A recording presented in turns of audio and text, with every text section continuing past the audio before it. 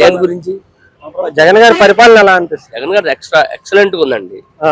ఎందుకంటే సహజంగా ఏ మినిస్టర్ అయినా వచ్చాక 1 year ఖజానా చూసుకొని ఖజానా ఎంత ఉందో చూసుకొని దాన్ని బట్టి చూద్దాం అంటారు. ఈయన ఎక్కిన కాడ నుంచి స్టిల్ ఇప్పుడు ఎలక్షన్ కూడా వచ్చే వరకు నిన్న కూడా పంచారు. టాప్ కంట్రీస్ లో టాప్ ఏది ఏ స్టేట్ బాగా చేస్తుందంటే ఏపీనే ఉంది. విద్యా వ్యవస్థ టాప్ ఉంది, రైతులకు ఉంది, అందరికి ఇస్తున్నారు. కాకపోతే సోషల్ మీడియాలో యాంటీ వాళ్ళు అలా ఇటు వేసేవాళ్ళు వేస్తారులేండి. నెక్స్ట్ నేను చెప్పేది ఏంటంటే నెక్స్ట్ జగన్మోహన్ రెడ్డి గారికి ఓట్ అయిపోతే వీళ్ళు చాలా ఇబ్బంది పడతారు. ఎందుకంటే ఖజానాలు ఇప్పుడు వాస్తవంగా యాజ్ ఏ ఫాదర్ గా నేను కుటుంబానికి పెద్ద అనుకోండి, నేను నా పిల్లలకి భోజనం కోసం పొద్దున్న నుంచి సాయంత్రం వరకు కష్టపడతా ఉంటాను. అసలు నాకు వెనకేమీ లేదు. రాగానే కరోనా వచ్చింది. ఖజానాలో 100 కోట్లు ఎన్ని సంవత్సరాలు పనిచేస్తాయి? ఆ ఆలోచన ఎవరికీ లేదు. అందరూ ఇచ్చిన డబ్బులు తీసుకుంటున్నారు, చేసింది చెప్పట్లేదు. జగన్ చేయట్లేదు అంటారు. ఏం చేయట్లేదు? అమ్మఒడి డబ్బులు తీసుకోవట్లేదా? ఆటో డ్రైవర్ డబ్బులు తీసుకోవట్లేదా? రిటైర్డ్ ఎంప్లాయీలు డబ్బులు తీసుకోవట్లేదా?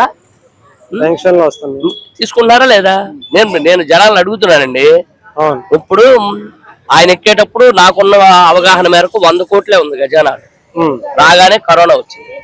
కరోనాతో అసలు ప్రపంచం అతలాకుతలం అయిపోయింది. కానీ స్టేట్ లో ఫస్ట్ స్టేట్ లాక్డౌన్ పెట్టి చాలా మందిని సేవ్ చేశాడు ఆయన. హీరోయిజమే కదా అది, న్యాయం మాట్లాడుకోవాలి మనం.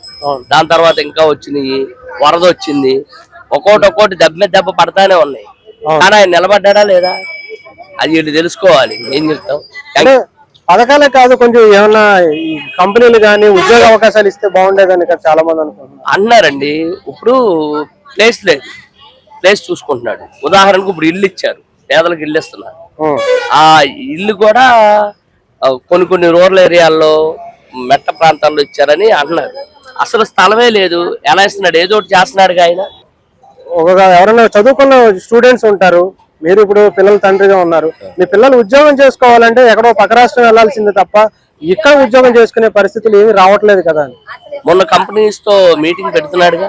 మీటింగ్ పెట్టడం కాదు కదా, కంపెనీలు రావాలి కదా. అంటే లాస్ట్ ప్రభుత్వం సింగపూర్ వాళ్ళతోనూ, సింగపూర్ మలేషియా వాళ్ళతో పెట్టుబడులు పెట్టించి అది దుర్వినియోగం జరిగినట్టు మొన్న 371 కోట్ల రూపాయలు చంద్రబాబు నాయుడుది ఆ కేసు అయింది కదా. అక్కడ అందువల్ల వేరే రాష్ట్రాల వాళ్ళు ఇక్కడ పెడతానికి వెనకాడుతున్నారు.